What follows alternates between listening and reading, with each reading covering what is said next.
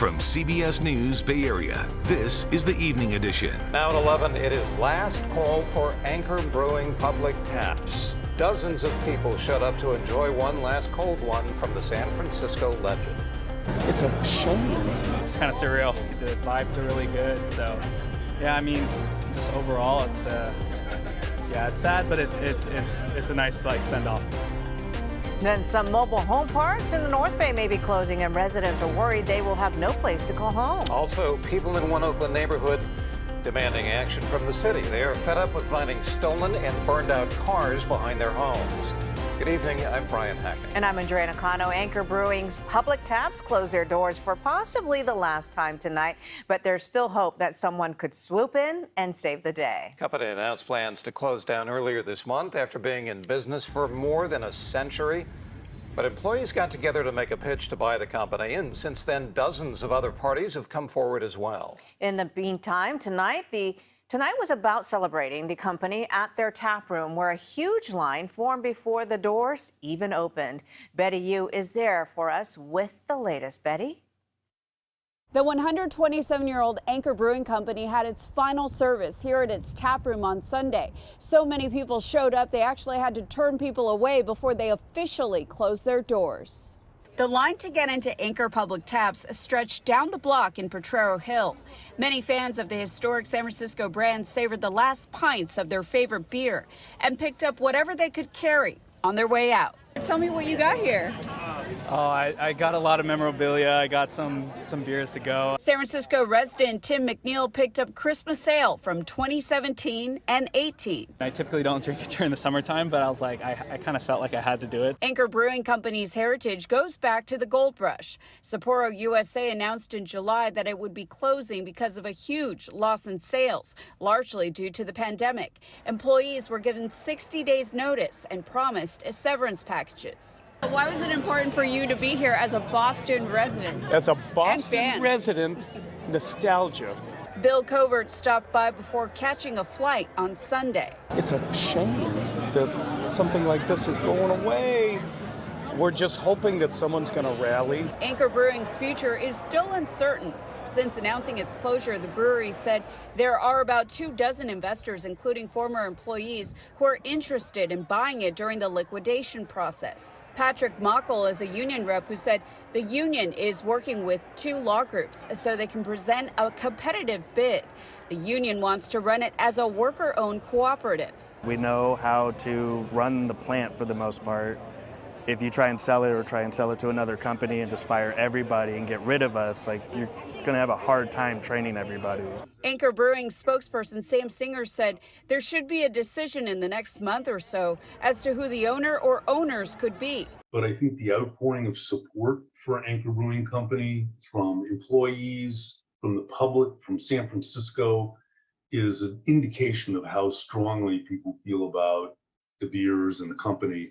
And hopefully somebody else will see that and keep the history moving forward. On Sunday, customers shared bittersweet memories of the beloved San Francisco icon. I feel like it's good community. Like, everyone's happy. The vibes are really good. So, yeah, I mean, just overall, it's sad, but it's a nice send off. In other news tonight, X marks the spot of a big battle brewing over Elon Musk's flashy new sign. It's on top of what was the Twitter building, and it was so bright Friday night that neighbors were outraged. Tonight, it's dimmer, but the city is investigating whether Musk had the permits to put the huge X on top of the building in the first place. Fire crews were busy tonight putting out fires across the Bay Area. 2 vegetation fires started in San Jose around 6 o'clock. Both fires were near Coleman Street and were put out quickly. Meanwhile, in Concord, a small brush fire there along the BART tracks closed a road closure on Oak Grove Road. That road has since reopened. People living near the Union Pacific Railroad in Oakland's Fruitvale neighborhood say that they are fed up with encampment trash, ongoing crime, and vehicle fires near the tracks. Dahlin reports they've gone to the city for help, but not much has changed. Neighbors say there's crime, and then there's this awful smell in this neighborhood. I can tell you, it smells like poop. I'll get to that in a sec. First, I want to show you the visual stuff. Neighbors say it happens almost on a daily basis. Thieves would drive stolen cars to the Union Pacific Railroad tracks behind their homes and strip them for parts. This video was taken on July 19th. People appear to be removing tires and other parts inside this red truck. Sometimes the thieves would set the cars on fire. Cars burning, all them fumes and everything. The wind blows it, and it comes towards us. Anna Tostado's son now parks his car inside the gate because it's been stolen twice. The most recent theft was 6 months ago. I've lived here 25 years, and it never was this bad. Aside from the crime, a lot of RV dwellers and homeless people live near the tracks. Neighbors say people are pouring human waste down the storm drains, and the area smells like raw sewage. Really bad for our health. Our children can't go out to play. We cannot open our windows because the smell is unbearable. They say repeated calls and emails to the city and state in the last 2 years have gone nowhere. Anger and like a lot of frustration and just feeling betrayed, feeling that like we live in the city, we pay our taxes, we love the city, we choose to be here, and in the end we're completely abandoned. Union Pacific and the city recently removed the stolen cars, but Councilman Noel Gallo, who represents this neighborhood, says the thieves just come right back. We cleared this a week ago, but now you can see the challenge, the mess where they're bringing them in, stealing motors, parts of the car. Anna and her neighbors want more police patrols and Union Pacific to install fencing around the tracks to prevent vehicle traffic. You complain and complain and complain, and nobody does nothing. Instead of constantly cleaning up after the thieves, neighbors say the police should set up undercover operations to catch them because this area is being used as a chop shop. And different streets, same problem. This is near the corner of Eads and Cary Avenues, close to the Oakland-San Leandro border. Video from the first time we went out there. The area was cleaned up after we were reported on cars being abandoned last month along the railroad track. Residents told us it's sure a step in the right direction. It's not over. We got to keep the momentum up. We got to keep the momentum up. But it's a big change. It's beautiful to be able to look out my window and not see all that trash. Because we deserve we deserve to be better. Yeah, the city launched a new unit assigned to removing abandoned cars that used to be the job of the police department. Over in Petaluma, people in 2 mobile home parks are in limbo tonight. The property owners say they are considering closing the parks. John Ramos talked with concerned residents.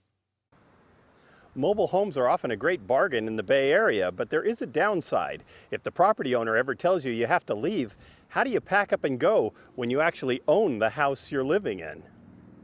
That's the situation faced by residents of 2 mobile home parks in Petaluma, Youngstown Mobile Home Park and Little Woods Mobile Villa.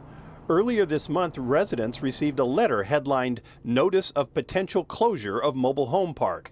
In it, the owners say they are exploring the option of converting the park. Richard Lenner has lived in this unit at Little Woods for 33 years. He now shares it with his half-brother Daryl Pike, but neither has any idea how it could ever be moved.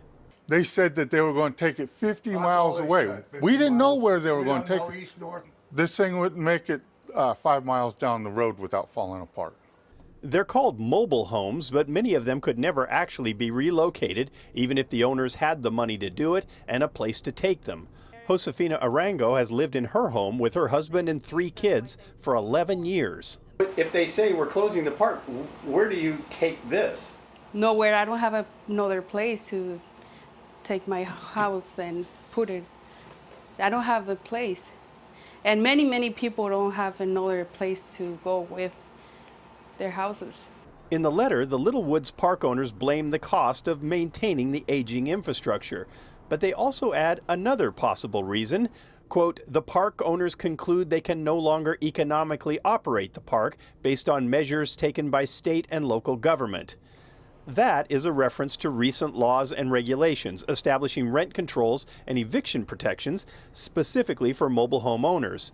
Most units here are currently covered by rent control, and some believe the threatened closure is meant to scare people into voluntarily agreeing to pay more.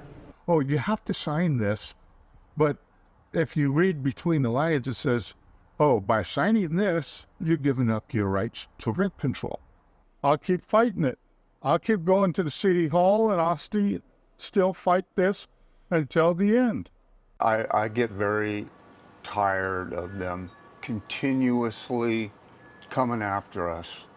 I just want to live in peace. I've never bounced a check. My money's good. I don't disturb anybody. I don't bother anybody.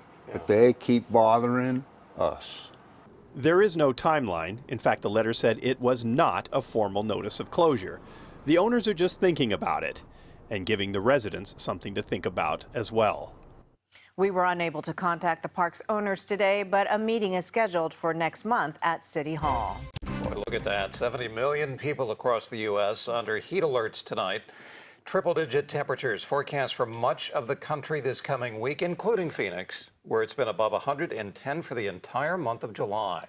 But the monsoon is kicking in. That should bring a bit of a break for Phoenix. Reed Cowan has more on how people from coast to coast are dealing with these record-breaking temperatures.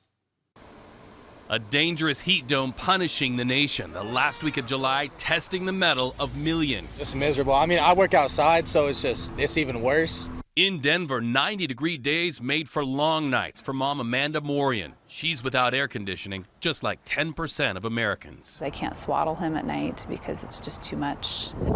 This raging wildfire jumped international lines from Washington state to British Columbia. So far, hundreds of fires across Canada have burned a landmass the size of Cuba.